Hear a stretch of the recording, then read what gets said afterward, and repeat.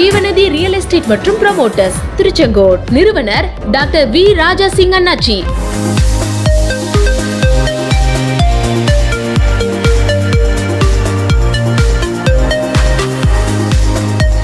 2 லட்ச ரூபாய்க்கு அந்த அம்மாவுக்கு நான் கொடுத்த பிளாட் வந்துங்க 10 லட்ச ரூபாய்க்கு அந்த அம்மா சேல்ஸ் பண்ணி கொடுத்தாங்க. வாவ். ஆமாம், சில மாதத்துலேயே பணத்தெல்லாம் கையில் கொடுக்கும்போது அந்த அம்மா சொன்னாங்க, தம்பி நீங்கள் கோடியே பெருகணும் தம்பின்னு சொல்லி அந்த அம்மா என்ன மனசார வாழ்த்துனாங்க. ரியல் எஸ்டேட் தொழிலை நான் ரொம்ப நேசிக்கிறேன். இந்த மாதிரிலாம் யாருமே பண்ண மாட்டாங்க. கண்டிப்பாங்க. ஸோ இவ்வளோ விஷயங்கள் மக்களுக்காக பண்ணும்போது கண்டிப்பாக உங்களோட தரம் உயர்ந்துட்டே போதும். ஜீவநதி இதுக்கப்புறம் பெரிய ரேஞ்ச் வரப்போகுதுங்கிறதே இந்த வார்த்தையிலே நான் தெரிஞ்சுக்கிட்டேன்.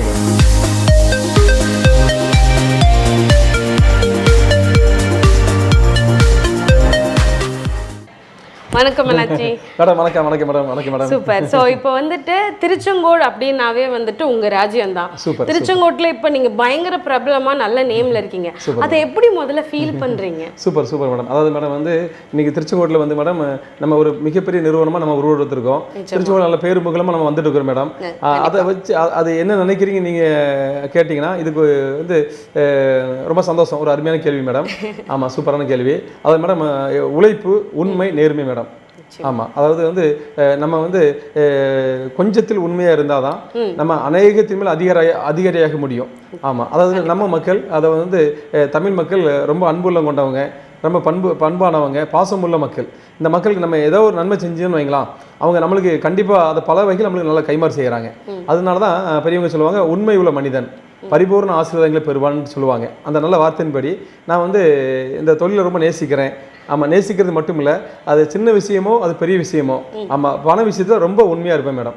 ஆமாம், அதாவது பண விஷயத்தில் ரொம்ப உண்மையாக இருக்கிறதுனால தான் இன்னைக்கு பேரும் புகழமாக நம்ம சீரும் சிறப்பாக வளர்ந்து வந்துட்டு இருக்கிறோம்.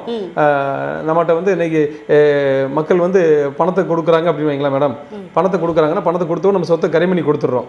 ஆமாம், கரை பண்ணி கொடுக்குறது மட்டும் இல்லை, அவங்க வந்து நாளைக்கு அந்த இடத்த வந்து அவங்க விற்கணும்னு ஆசைப்பட்டாலும் கூட நல்ல விலைக்கு நம்ம விற்று கொடுக்குறதுனால அவங்க வந்து மறுபடியும் வந்து என்ன பண்ணுறாங்கன்னு கேட்டிங்கன்னா, இப்போ வந்து உதாரணத்துக்கு மேடம் ஒரு 5 லட்சத்துக்கு சொத்து வாங்குறாங்க மேடம். நாளைக்கு அந்த சொத்து 20 லட்சத்துக்கு விற்று கொடுக்குறோன்னு வைங்களா. அவங்க என்ன பண்ணுறாங்கன்னா ஒரு 10 லட்சம் அவங்க தேவைக்காக யூஸ் பண்ணிடுறாங்க. மீதி ஒரு 10 லட்சம் இருக்குது. அந்த மீதி 10 லட்சத்தை என்ன பண்ணுறாங்க கேட்டிங்கன்னா, நம்மகிட்டே மறுபடியும் பிளாட் வாங்குவாங்க. எதுக்காக அப்படின்னா, அவங்க வந்து நம்ம வந்து தெரியாத ஒரு நபர்கிட்ட பிளாட் வாங்குறதை விட அணைச்சிட்டு யாருக்குமே நம்ம வியாபாரம் பண்ணியிருக்கிறோம்.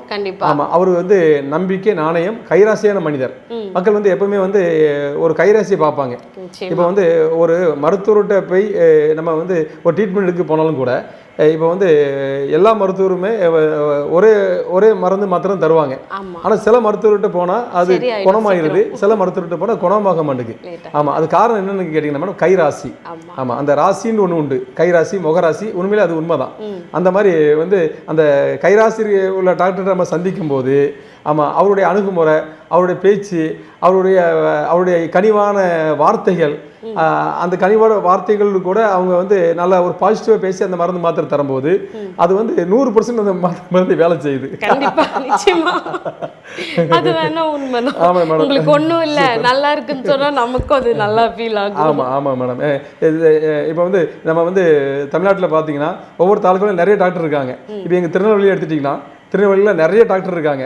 ஆனால் குறிப்பிட்ட டாக்டர் மட்டும் ரொம்ப பேரும் புகழமாக இருக்காங்க, ரொம்ப ஃபேமஸாக இருக்காங்க.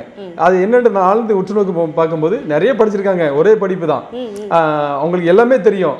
ஆனால் ஒரு சிலர் மட்டும்தான் வந்து ரொம்ப வந்து மக்கள்கிட்ட நல்ல பேர் முகலமாக இருக்காங்க. அவர் அங்கே போனாலே குணமாயிருதுன்னு சொல்கிறாங்க. அதோட ரகசியம் என்னன்னு கேட்டிங்கன்னா, அதை வந்து அந்த அந்த நோயாளிகிட்ட அவங்க வந்து அந்த பேசுகிற அந்த பண்பு. ஆமாம், அந்த அவங்க மேலே கூட ஒரு அக்கறை. ஆமாம், அவங்க அந்த அந்த இன்முகத்தோட சிரிச்ச முகத்தோட அந்த மருந்து மாத்திரை கொடுக்கும்போது அந்த மருந்து மாத்திரை ஒரு 50% வேலை செய்யுது.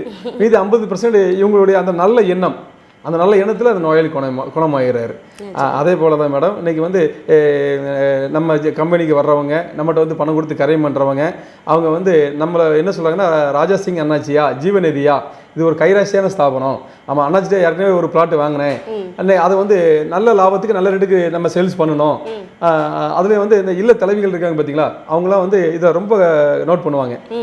ஒரு ஒரு ஒரு சந்தையில் போய் ஒரு காய்கறி வாங்கினா கூட அவங்க ஒரு முக்கியமான கடையில் போய் வாங்குவாங்க, எல்லா கடையிலும் வாங்க மாட்டாங்க.